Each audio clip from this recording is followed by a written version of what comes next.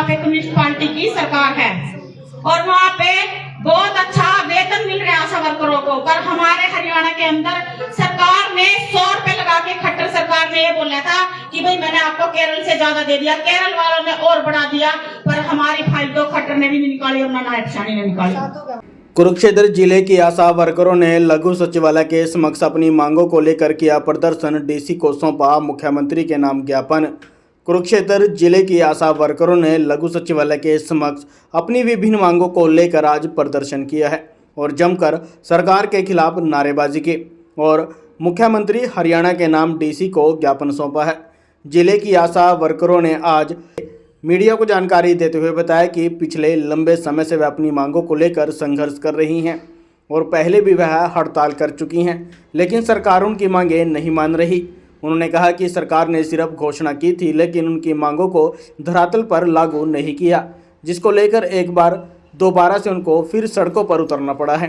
उन्होंने कहा कि आज सांकेतिक धरना दिया गया था और मुख्यमंत्री के नाम ज्ञापन भी सौंपा गया है। अगर सरकार जल्द उनकी मांगें नहीं मानती तो कोई बड़ा कदम उठाने को सभी आशा वर्कर मजबूर होंगी। मेरा नाम पिंकी और मैं जिला कुरुक्षेत्र की आशा वर्कर यूनियन हरियाणा की जिले की प्रधान हूँ।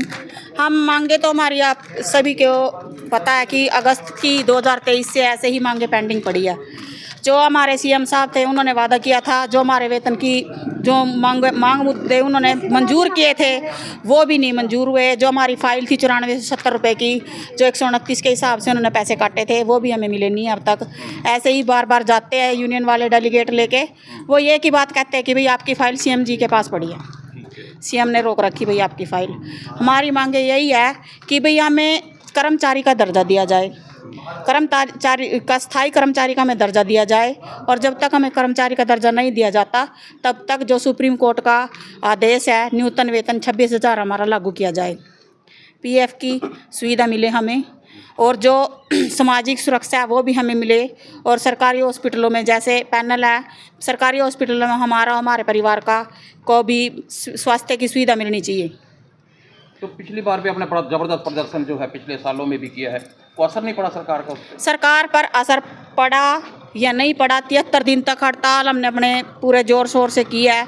सरकार उस टाइम सरकार ने समझौते को लागू किया था, क्योंकि उस दिन हमने लास्ट वाले दिन 18 अक्टूबर को एमएलओ को और विधायकों का, सांसदों का, जो भी हमारे बीजेपी के थे वहाँ पे, उनका घेराव किया था। तब 2 दिन का सरकार पर असर पड़ा था, क्योंकि एमएलए मंत्री दुखी हो गए थे और उन्होंने हमारी मांगों को मंजूर करने के लिए चंडीगढ़ के अंदर बुला लिया था। बहुत बहस के बावजूद भी 2100 रुपये की ही बढ़ोतरी हुई थी, इससे ज़्यादा की बढ़ोतरी नहीं हुई थी। 4000 पहले थे, 6100 रुपये हमारे फिक्स हुए हैं अब तक। तो आज क्या निर्णय लिया गया प्रदर्शन?